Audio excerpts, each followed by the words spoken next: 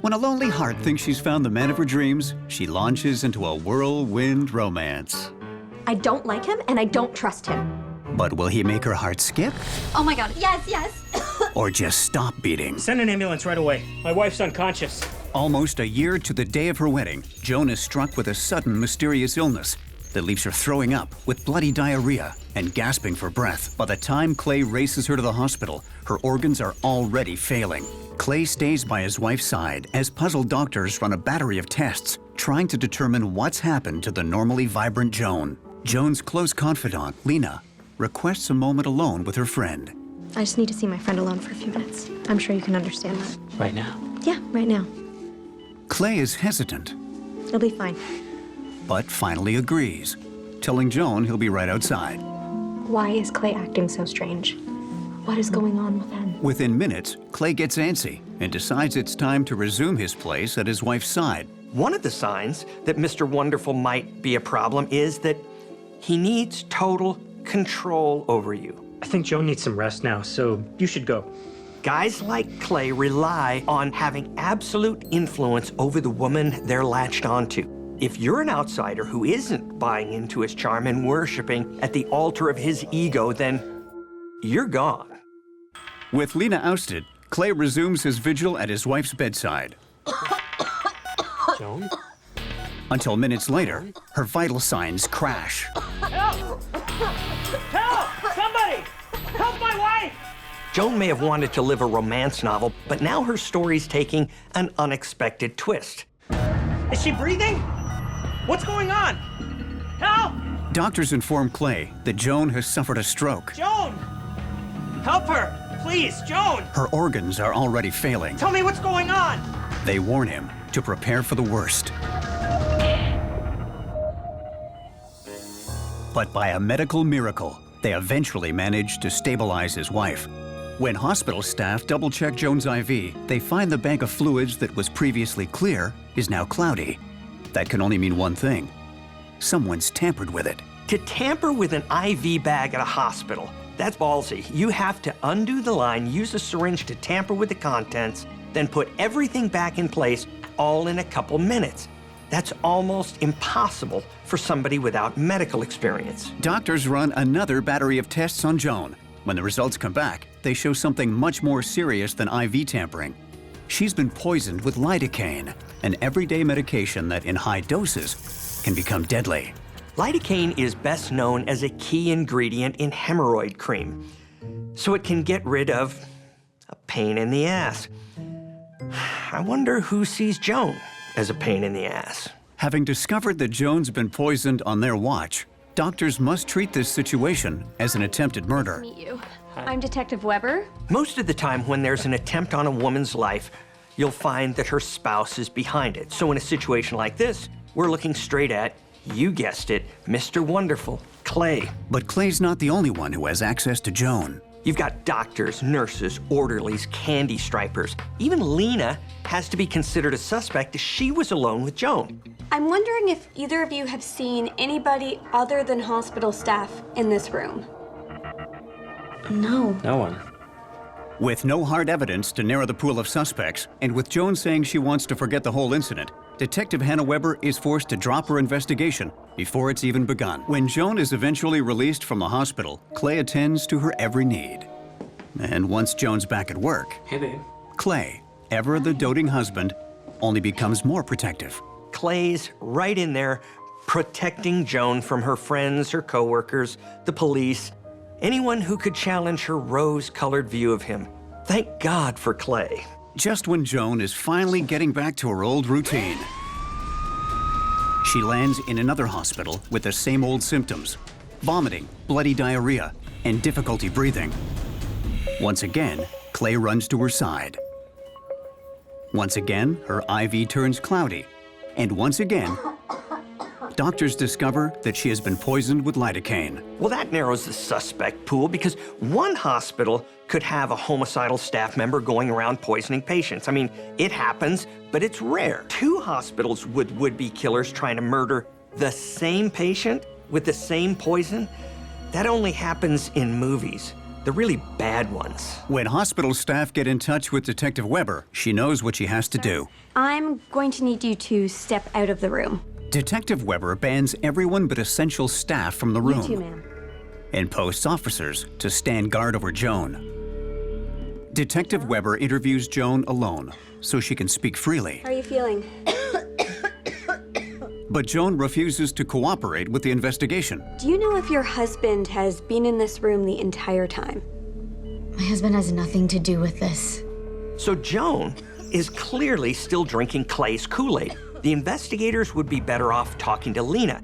She's not buying what Clay is selling. With the investigation once again stalled, Lena decides it's time to take matters into her own hands. Late one night, she sneaks into Clay's office. Lena discovers a series of life insurance policies, all taken out on Joan, with her husband Clay as the sole beneficiary. Come on, is anybody really surprised by this? I didn't think so. Certain she's found the proof she needs to expose Clay, Lena again confronts Joan, life insurance policies in hand. Joan is hesitant, but agrees to speak with Clay about the policies that night. Clay? Can you come here a minute? What is it? What are these? They're insurance policies. When Joan questions her husband about the policies, he claims he has to protect himself and his children in case anything ever happens to her. Protect them from what? His cash cow drying up? This guy is a real piece of work. Honey, you haven't been well. What if something happened? I mean, this is what couples do. You've been talking to Lena, haven't you? The real problem, Clay says, is Lena snooping through his office. She's got it in for me. She doesn't have it in for you. Yes, she does. No, she doesn't. I've sensed it from day one. She's coming between us. We talked about it, and he explained everything to me. The next day, when Lena asks how Clay reacted to the life insurance policies, Joan turns the situation around. You know what? I've had enough. Yeah, me too. I've had enough of you. Get out. I'm over this. Get out. By this point, it's obvious to everyone, except Joan, that Clay has it out for her. But she's determined to follow her heart, even if it kills her. Joan? Joan? Joan? Joan, are you all right? Joan? Joan?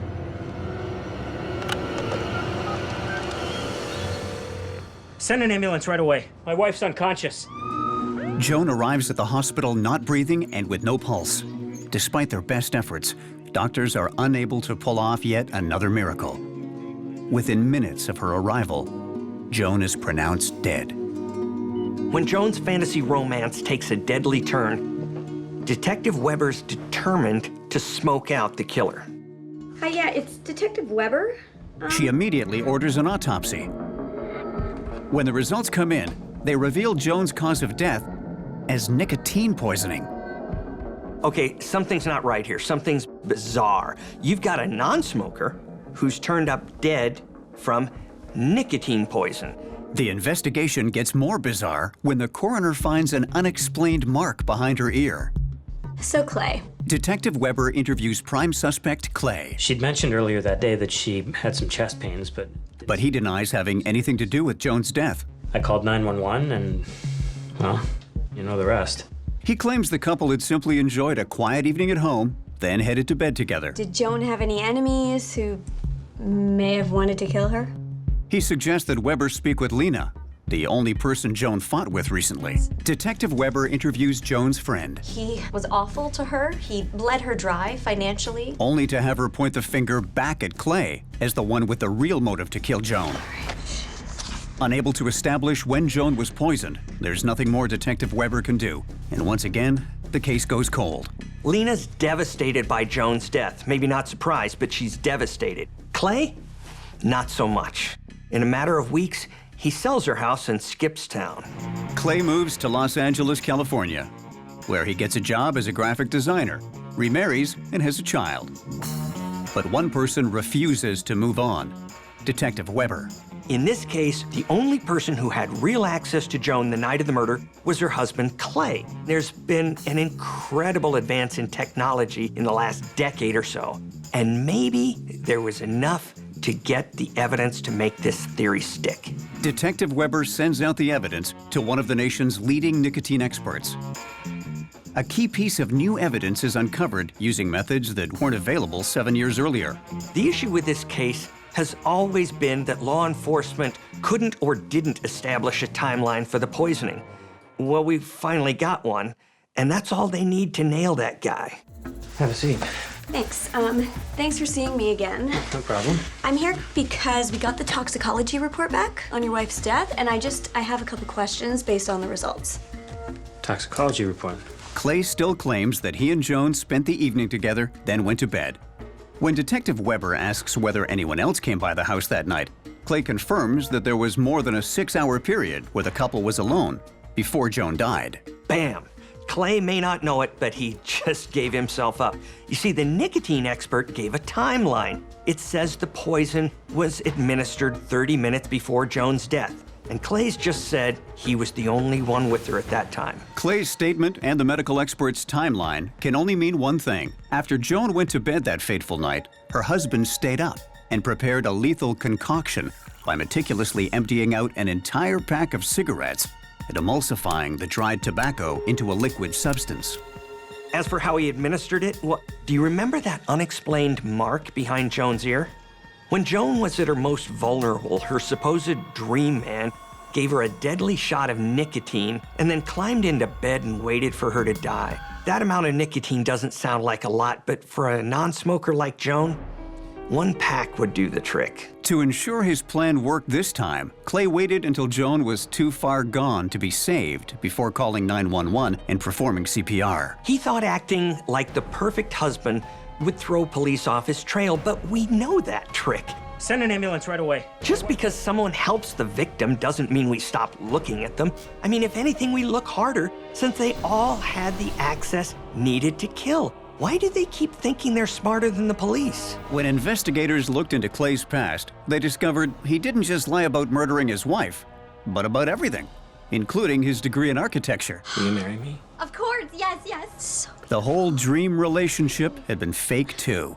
Clay hadn't fallen for Joan, just her bank account. When her cash started to dry up, Clay took his plan to the next level. After twice failing to kill Joan with lidocaine, Clay changed the drug of his choice to nicotine and discovered that when it came to killing Joan, 3rd time's the charm. Certain he got off scot-free, Clay cashed in Joan's life insurance, quit his job, and left town, rich and ready to start over. As for Lena, she was right about everything to do with Clay and had only been trying to save her friend from the clutches of a dangerous charlatan. Here's a strange thing about human nature that you see specifically in this case. Despite continued overwhelming evidence that Clay was using and abusing her, Joan just couldn't or wouldn't see it. She wanted so badly to be a romance novel heroine that she bought into the wrong man. You know what he bought? He bought an insurance policy on her life.